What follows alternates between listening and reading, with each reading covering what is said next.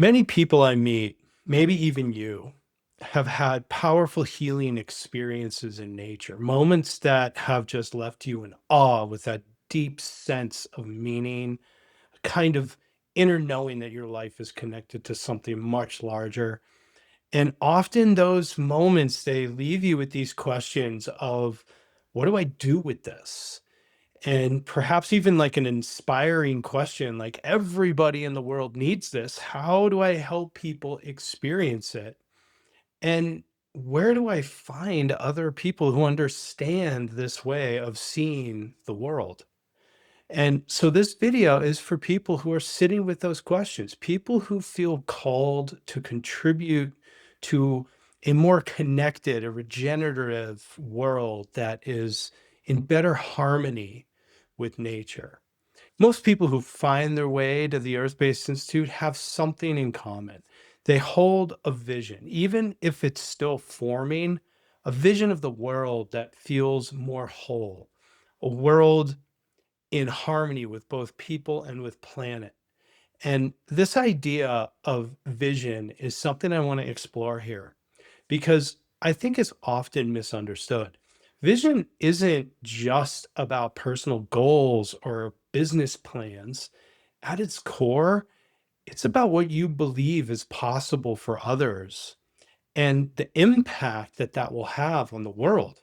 What you see in the world is unique to you. And when that insight is powerful enough to move beyond just this exciting and inspiring thought, but it starts to excite and stir action in many different parts of who you are to where it starts to feel core to who you are. And even to the point where you kind of get this sense that this could be your purpose.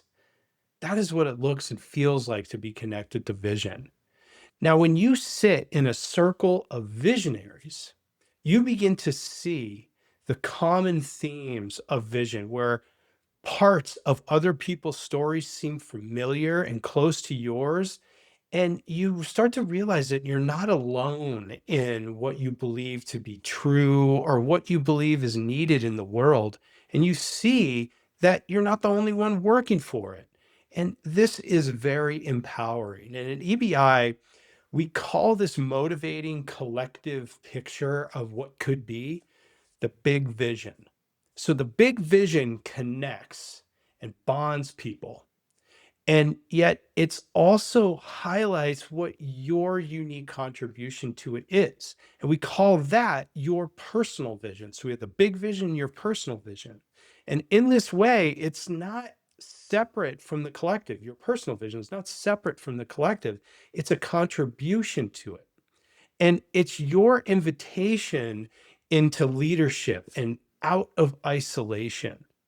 Another way that I look at this is with something that I call the stepping stones metaphor. So let's imagine a big, wide river. And on the far other side of the river is the big vision, that experience of the world we know is possible. And instead of thinking as your personal vision as the boat that takes people across, think of it as a stepping stone, one of many others that are needed to help shift humanity towards the big vision. So, this idea of hanging your shingle or placing your flag or something like that, you could also say, I'm placing my stone. And with that comes a commitment to all the others who have done the same thing, and a commitment to the big vision. Your contribution could be through coaching, it could be through community leadership, through art, through education. There are many forms that this takes. What matters is the act of placing your stone. But one of the things that gets in the way is doubt. People wonder if their role is significant. They wonder if it's too late, or they feel unsure about how to begin. And understandably so, these are big questions. But often what I see is that the seed of someone's vision was already planted long ago. Usually it shows up in experiences they've had in nature, moments that brought clarity or healing, or a sense of being in relationships with something larger than themselves. And in those moments, something gets sparked. Like I said, that kind of quiet recognition that this is important. This kind of connection and healing or awareness is something that others need too. That's often where the impulse to serve, to coach, to guide, to support, that's where it all begins. And what we do at Earth-Based Institute is to provide a structure for that, not just in terms of a professional coaching skills or business skills or a certification, though those parts are part of it, of course, but more importantly, we create a space to explore and develop your vision, how it connects to the world, and how it is shaped by your relationship with nature. We often speak of three kinds of relationships with nature. You got a transactional, a therapeutic, and a transformational relationship. You could say there's a fourth one too. Transactional is using nature as a tool, a backdrop for something to happen. And therapeutic is working with nature to help heal, restore the self.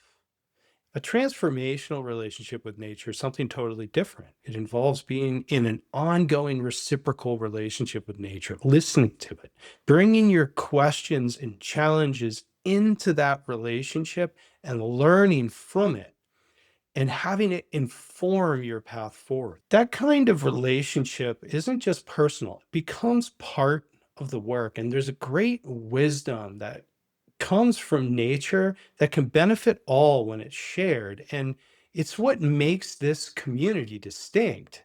And that brings me to something we call the Community Council Fire.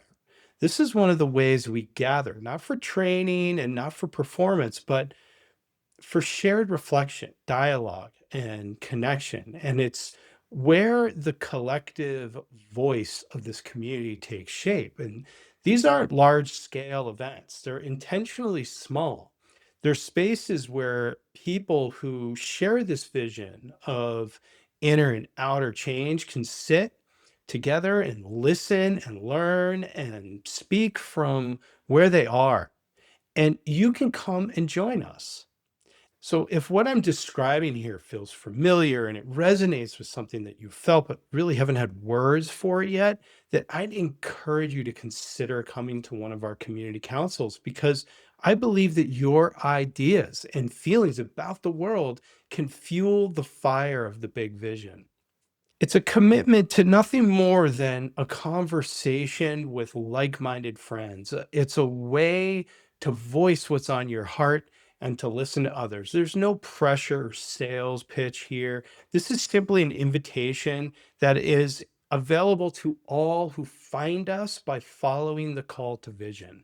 So if you're curious, there's a link in the description below to learn about the next Council Fire gathering and we'd love to have you there. So thanks for listening.